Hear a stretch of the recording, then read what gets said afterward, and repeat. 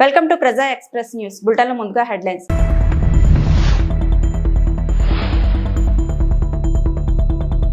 గోరఖ్పూర్లోని గోరఖ్నాథ్ ఆలయంలో రాష్ట్రపతి ద్రౌపది ముర్ము ప్రత్యేక పూజలు.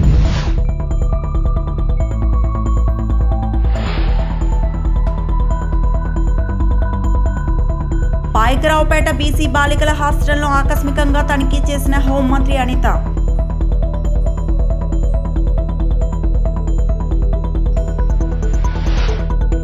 పాషమైలారం ఘటనా స్థలాన్ని పరిశీలించిన సీఎం రేవంత్ రెడ్డి.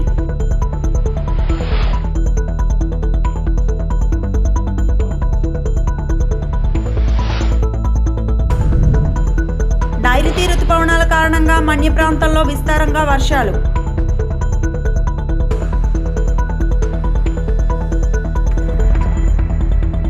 ఉత్తరప్రదేశ్ ముఖ్యమంత్రి యోగి ఆదిత్యనాథ్ తో కలిసి నివాసి ద్రౌపది ముర్ము గోరఖ్పూర్లోని చారిత్రాత్మక గోరఖ్నాథ్ ఆలయంలో ప్రార్థనలు చేశారు.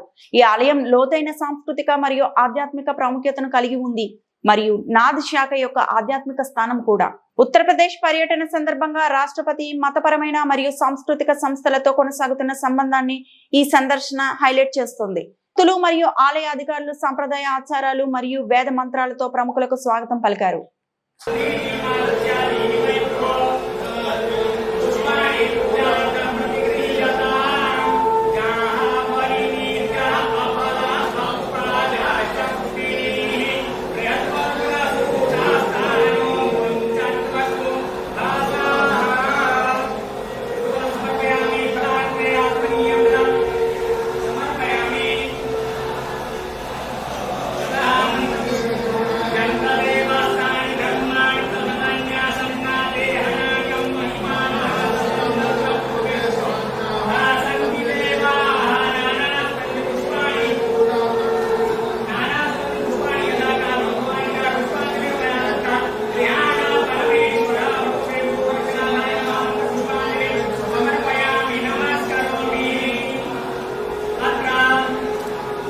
అనకాపల్లి జిల్లా పాయకరావుపేటలోని బీసీ బాలికల కాలేజ్ హాస్టల్ ను హోంమంత్రి మంగళపూడి అనిత ఆకస్మికంగా తనిఖీ చేశారు. విద్యార్థుల యోగక్షేమాలను అడిగి తెలుసుకున్న మంత్రి హాస్టల్లోని సమస్యలపై తీవ్ర అసంతృప్తి వ్యక్తం చేశారు. సీసీ కెమెరాలు లేకపోవడం పట్ల మంత్రి ఆగ్రహం వ్యక్తం చేశారు. విద్యార్థులతో కలిసి భోజనం చేసిన మంత్రి ఆహార నాణ్యతను తక్కువగా ఉండటంతో అధికారులపై సీరియస్ అయ్యారు. మెనూలో ఉన్న పదార్థాలను సరైన విధంగా అమలు చేయకపోవడాన్ని గుర్తించారు. ప్రభుత్వ హాస్టల్లో కూడా సన్న బియ్యాన్ని వాడాలని స్పష్టం చేశారు. ఈ సందర్భంగా మంత్రి అనిత విద్యార్థులను ధైర్యంగా ఉండాలని, సామాజిక మాధ్యమాలపై అప్రమత్తంగా ఉండాలని సూచించారు. తక్షణమే హాస్టల్లోని సీసీ కెమెరాలు ఏర్పాటు చేయాలని ఆమె అధికారులకు ఆదేశించారు. హాస్టల్పై సమగ్ర విచారణ జరిపి 2 రోజుల్లో నివేదిక ఇవ్వాలని మంత్రి అనిత ఆదేశించారు.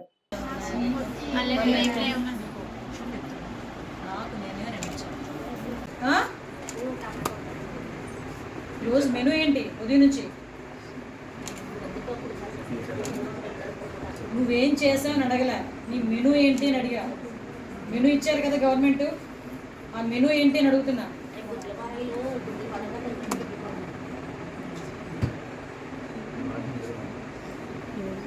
భోజనం కూడా సరిగా లేదు.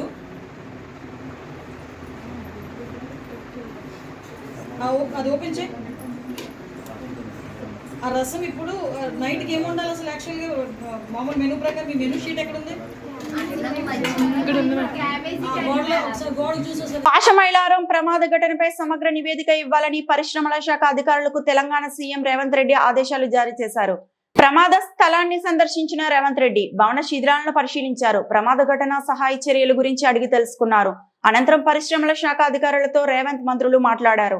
ప్రమాదం జరిగి 24 గంటలైనా పరిశ్రమ యాజమాన్యం రాకపోవడంతో తెలంగాణ మంత్రి శ్రీధర్ బాబు ఆగ్రహం వ్యక్తం చేశారు. ప్రమాదం జరిగిన పరిశ్రమలో ఇంతకు ముందు తనిఖీలు చేశారా అని సీఎం రేవంత్ ప్రశ్నించారు. ప్రమాద ఘటనపై యాజమాన్యం బాధ్యత తీసుకోవాలని రేవంత్ అన్నారు.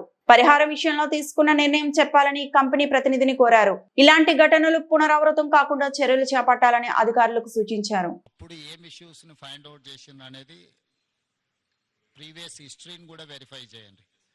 దాని తర్వాత ఇప్పుడు జరిగిన యాక్సిడెంట్కు ఎక్స్పర్ట్స్ను పెట్టి వాళ్ళు ఎక్స్పర్ట్స్ ఒపీనియన్ కలెక్ట్ చేయండి.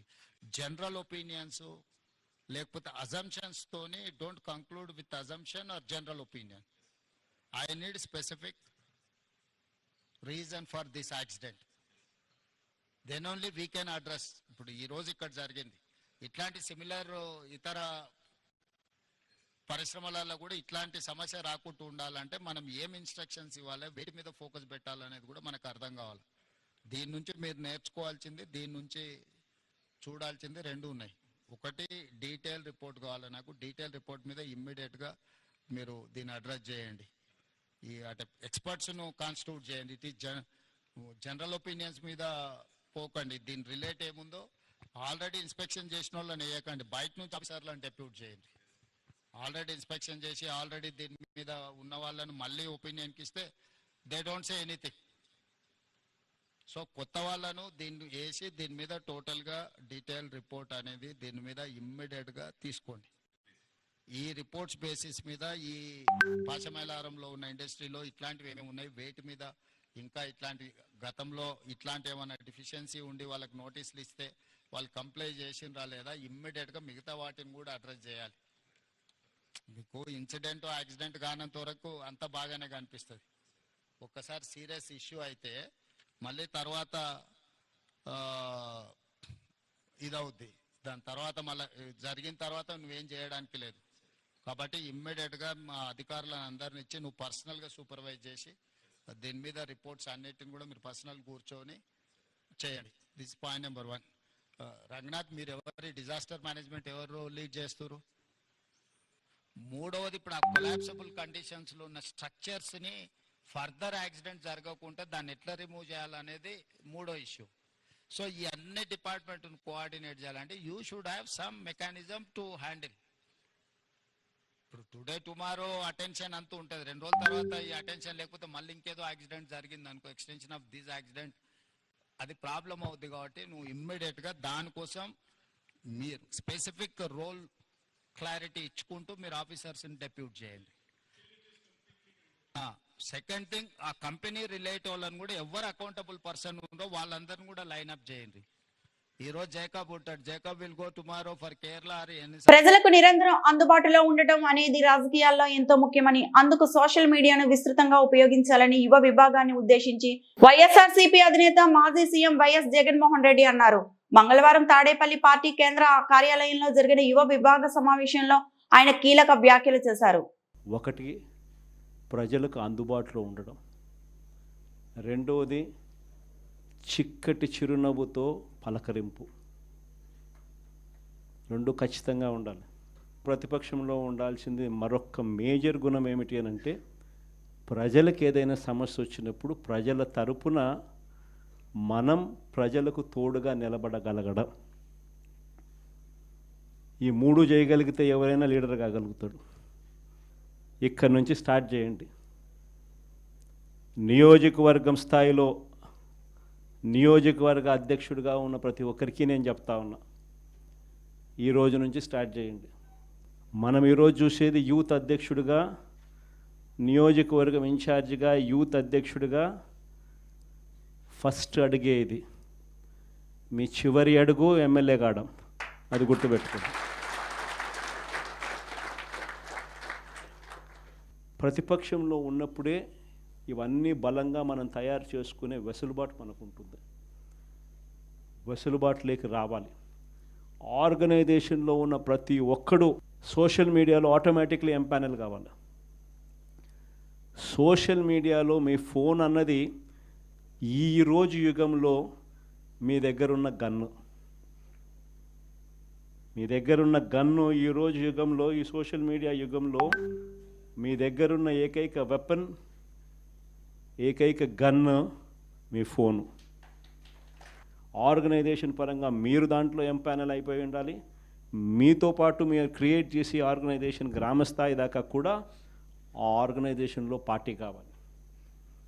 ప్రతి ఒక్కరి చేతిలోనూ కూడా మీకు అన్యాయం జరిగితే, ఆ అన్యాయం నాకు జరిగింది అని చెప్పి మీరు ఆ మాధ్యమంలో మీరు చెబితే, ఆ మాధ్యమం ద్వారా పార్టీ హైకమాండ్ మా దాకా కూడా తెలియడమే కాకుండా రాష్ట్ర వ్యాప్తంగా ఉన్న మొత్తం వైఎస్ఆర్సీపీ శ్రేణులందరికీ కూడా ఈ మెసేజ్ వెళ్ళిపోవాలి.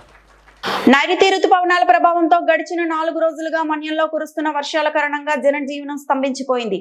ఎడతెరిపి లేకుండా కురుస్తున్న చినుకులతో మన్య ప్రాంతం చిత్తడిగా మారింది. దీనితో మన్యంలో జరిగే వారపు సంతలు వెలవెలబోతున్నాయి. అదే క్రమంలో సోమ మంగళ వారాల్లో చింతపల్లి మండలంలో అన్నవరం లోతుగెడ్డ జంక్షన్ వారపు సంతలు వెలవెలబోయాయి.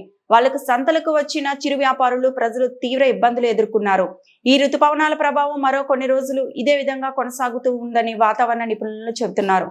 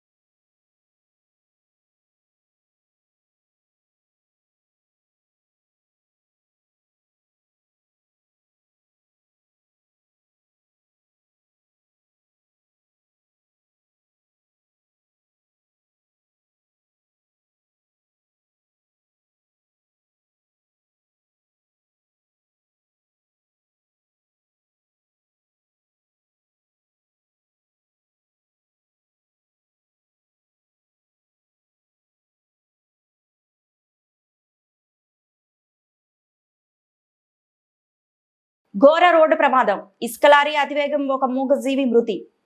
ములుగు జిల్లా వెంకటాపురం మండలం శివారులో ఇండియన్ పెట్రోల్ బంక్ ఎదురుగా ఇసుక లారీ అతివేగం వల్ల ఒక మేక మృతి చెందిన ఘటన చోటు చేసుకుంది. మేకల కాపరి నూగురు గ్రామంలో మేకలను కాపు కాయించి ఇంటికి తిరిగి వస్తున్న తరుణంలో ఇసుక లారీ డ్రైవర్ నిర్లక్ష్యం వల్ల ఈ ప్రమాదం చోటు చేసుకుందని మేకల కాపరి వాపోతున్నారు. ఈ ఘటనతో ఇసుక లారీ వల్ల గంట వరకు స్తంభించిన రాకపోకలు. తెలంగాణ సరిహద్దు మండలాలు అయినటువంటి వెంకటాపురం చెర్లలో అధికంగా ఇసుక ర్యాంపులు ఉండటంతో లారీల రద్దీ పెరిగింది. దీంతో లారీలు అతివేగంగా రహదారులపై నిత్యం ఏదో ఒక ప్రమాదం జరుగుతూనే ఉంది. లారీల అతివేగాన్ని తగ్గించి డ్రైవర్లు మద్యం సేవించకుండా డ్రైవింగ్ చేయాలని, ఇసుక లారీల వేగాన్ని కట్టడి చేయాలని సంబంధిత అధికారులు దీనిపై చర్యలు తీసుకోవాలని ప్రజలు కోరారు.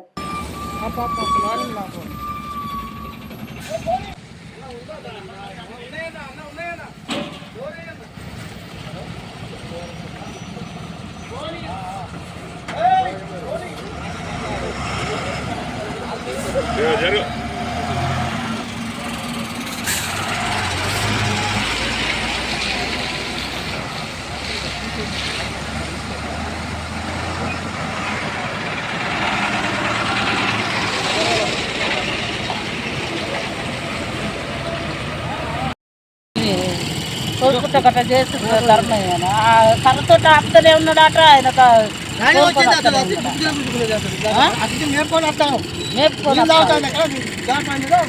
అట్లా చేస్తారా? మేకలు 100 అటు మేపుకొని వస్తాను. నూగురు గట్టుకు పోయి మేపుకొని మెల్లగా రోడ్డు పక్కన పెట్టి వస్తాను. ఒక మేక అటు పోయింది. అటు నుంచి తిరిగాక తోక్కిండు. గది చెయ్యి అడ్డం పెట్టిన కొద్దిగా ఆగు ఇతలకు దాడుతుంది అనే లోపల అయిపోయింది.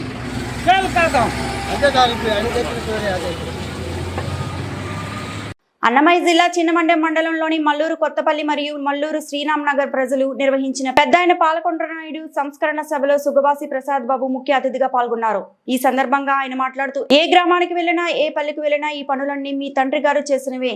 ఆ గ్రామస్తులు చెబుతుంటే నాకు ఎంతో తృప్తి కలిగించిందని, మారుమూల గ్రామానికి వెళ్ళిన పాలకొండరాయుడు గారు చేసిన అభివృద్ధి కనబడుతుందన్నారు. తన తండ్రి పార్టీ పెట్టిన నాటి నుంచి తుది శ్వాస విడిచే వరకు పార్టీలోనే కొనసాగారని, పార్టీని పాలకొండరాయుడిని ఇక్కడ ప్రజలు ఏనాడు వేరుగా చూడలేదన్నారు. తనని కొందరు టీడీపీ నుంచి వెళ్లగొట్టాలని చూస్తున్నారని, తాను టీడీపీలోనే కొనసాగుతానని, మాకు జరుగుతున్న అన్యాయాలను పార్టీ అధిష్టానం దృష్టికి తీసుకెళ్తానన్నారు. తెలుగుదేశం పార్టీ కోసం ఎవరైతే కష్టపడ్డారో స్థానిక సంస్థల ఎన్నికల్లో వారందరికీ అవకాశాలు కల్పించే విధంగా తాను అధినాయకత్వంలో మాట్లాడుతానన్నారు. నా తండ్రి గారిని ఏ విధంగా ఆదరించారో నన్ను కూడా మీ కుటుంబ సభ్యుడిలో ఒకటిగా చూడాలని ప్రజలకు విజ్ఞప్తి చేశారు. నియోజకవర్గాల్లో ముఖ్యంగా బీసీ ప్రజలు, ఎస్సీ ప్రజలు మైనారిటీలు ప్రతి ఒక్కరూ ఆయన్ను గుండెల్లో పెట్టుకొని గెలిపించుకున్నారు. తర్వాత మేము అండగా ఉంటున్నామని నాకు ధైర్యం చెప్తున్నారు. నేను నిజంగా మీకు అందరికీ ప్రమాణం చేసి చెప్తున్నా, రాజకీయంగా నా పరిస్థితి ఎలా ఉంటుందో ఏమో నాకైతే తెలియదు, కానీ మిమ్మల్ని వదిలి కానీ మీకు ద్రోహం చేసే పనులు కానీ మిమ్మల్ని మోసం చేసే పనులు కానీ నా జీవితంలో చేయను. రేపు పక్కన నాకేదన్నా రాజకీయంగా అవకాశం వచ్చినా మిమ్మల్ని అందరినీ గుర్తు పెట్టుకుంటా, మీ ఇంటికాడికి వచ్చి మీ సమస్యలు పరిష్కరిస్తా. మీకు ఎలాంటి సమస్యలు ఉన్నా గ్రామాల్లో కానీ మీ పర్సనల్ సమస్యలు కానీ ఎలాంటివి ఉన్నా కూడా మీకోసం నేను పనిచేస్తా, నిజాయితీగా పనిచేస్తాడు. వాళ్ళకు స్థలం సరిపోదు, చుట్టూ అన్ని ప్రైవేట్ లైన్లు ఉన్నాయి. నాకు ఇంత ముందు ఉన్నంత వరకు నేను అవసరం ఉన్నంత స్థలం తీయించాను. రాబోయే కాలంలో వాళ్ళకి ఆ స్థలం సరిపోకపోతే ఖచ్చితంగా నువ్వు కొనియాలి. వాళ్ళకి అవసరం ఉన్నప్పుడు ఖచ్చితంగా వాళ్ళకి ఎలాంటి సమస్య ఉన్నా కూడా నువ్వు పరిష్కరించాలి అని చెప్పి చెప్తున్నారు. ఈరోజు నేను ఖచ్చితంగా మీకు మాట ఇస్తున్నాను, మీ సొంత బిడ్డలా నన్ను అధికారంలో ఉన్నా అధికారంలో లేకపోయినా గ్రామాల్లో ఈ చుట్టుపక్కల గ్రామాలకు ప్రతి ఒక్కరికి హామీ ఇస్తున్నా, మీకు ఎలాంటి సమస్య ఉన్నా నేను తీరుస్తాను, ఖచ్చితంగా వాళ్ళ పరిష్కారానికి కృషి చేస్తానని చెప్తున్నాను. ఈ వార్తలు ఇంతటితో సమాప్తం.